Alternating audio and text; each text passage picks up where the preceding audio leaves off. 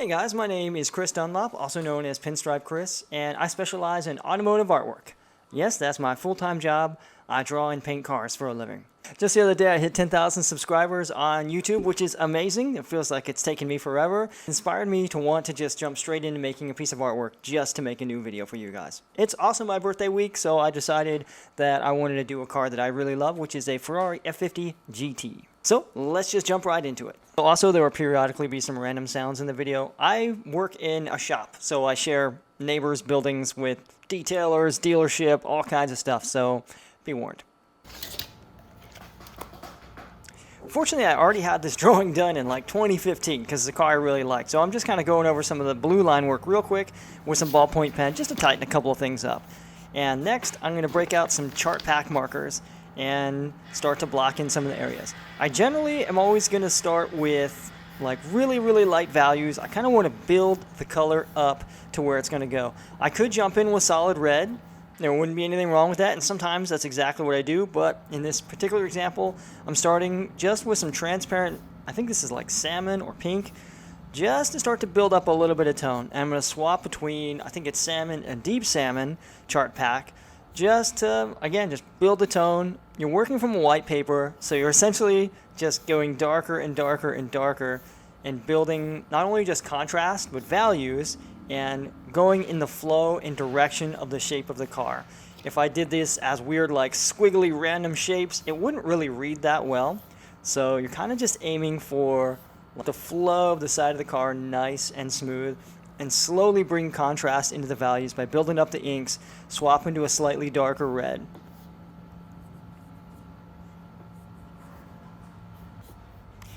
I'm going to switch to some basic grays, again also a Chartpak marker, so that I can, just like with the pink, start to block in some of the areas that are going to be like the glass, the window, and the wheels that obviously aren't red.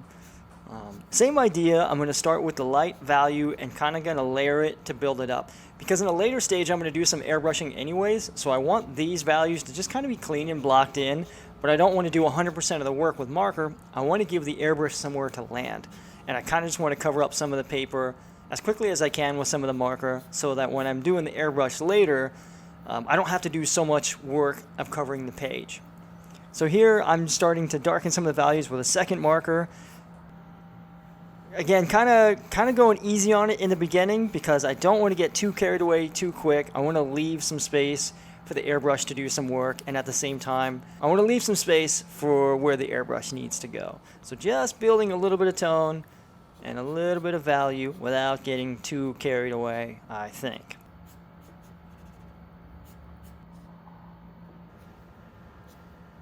So next I'm switching over to the airbrush, and usually what I'll do is I'll block in marker colors, again just to get those clean passes, and then I'm going to use the airbrush to do all the blending work, and then also rearrange the values in a way that I think looks more natural. So I've got an Iwata Micron, always run a test pattern.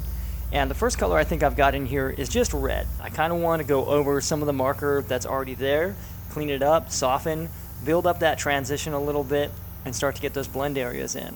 Once I've got just kind of what feels like a good base render down, clean marker, clean airbrush, this is what the car maybe would look like rendered if I was just going to work on a blank white page. At this point I decided I kind of wanted to make a more interesting background. So I grabbed the markers again, and I decided I kind of wanted to add some motion and switch back to marker, so I can start to do these really bold, essentially brush strokes, but it's with marker. I'm using the same markers that I used when I was blocking out the tires and the glass, just so that the color range and the values stay the same. I'm going to aim to do something that kind of looks like the front brakes are really hot. And I blocked that in with marker, and I'm actually going to repaint this later in another stage because I think I can make it better.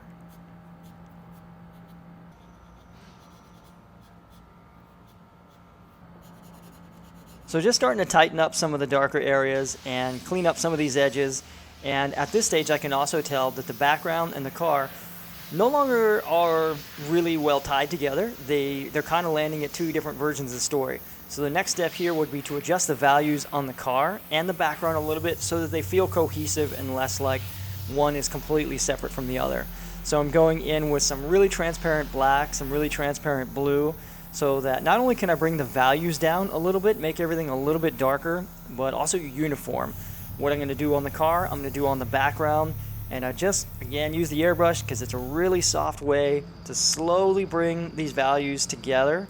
The next stage I get into is paintbrush work. This is like final details, highlights, long lines, where if I got a little marker outside the lines that I like, I can spend some time cleaning up the edges and also mixing custom colors to really make those outlines what I want specifically. So rather than being solid white, say some of these areas are actually really, really, really light blue, because I think it adds kind of a nice color character to the whole thing. If you can add a little bit of color here and there, there's areas where I have a little bit of purple, there's areas where I have a little bit of magenta, and the goal is to try to give it some color dynamic. But at this point, now that I'm mixing solid colors, I can mix more intentionally and also make really, really clean, solid passes. And I love doing line work, so this stage is something I don't mind spending tons of time on because it's really, to me, where things start to sing. I mentioned earlier that my goal was to try to give this kind of an in-motion hot breaks look, and at this stage I can kind of see the values and the color aren't really balancing and landing the way that I want with the breaks, so I'm going to go back in with some paint and really carefully repaint these areas in a value and color range that I think reads better for the color combination that I have. So this is going back with some paint, some airbrush, some transparent white, some yellow, some red, just a little bit of everything, but through the airbrush to give everything a nice soft glow, but also give me some color control where I think markers can be a little bit direct. This feels a little bit more like I'm intentionally selecting colors to give the visual look that I'm after based on the color range that I now have on my illustration. Just kind of working on the final highlights and details here. These extra bright white highlights are kind of where everything really comes together in the end. And here I'm working on the rear wheel. I've got the front wheel kind of established visually. It doesn't need too much more to kind of make that make sense. But the rear wheel hasn't done anything yet except look empty. So I'm going to paint in the spokes, but just airbrush really lightly, very carefully, because I want the wheel to look like it's in motion. So just getting into these last final highlights. This is the last step. This is that last little shine that brings everything together, I think. It's the harshest highlights, the brightest whites.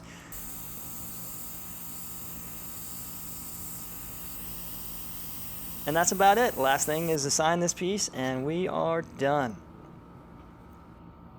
It's actually been a lot of years since I sat down to one of these, and this was so much fun.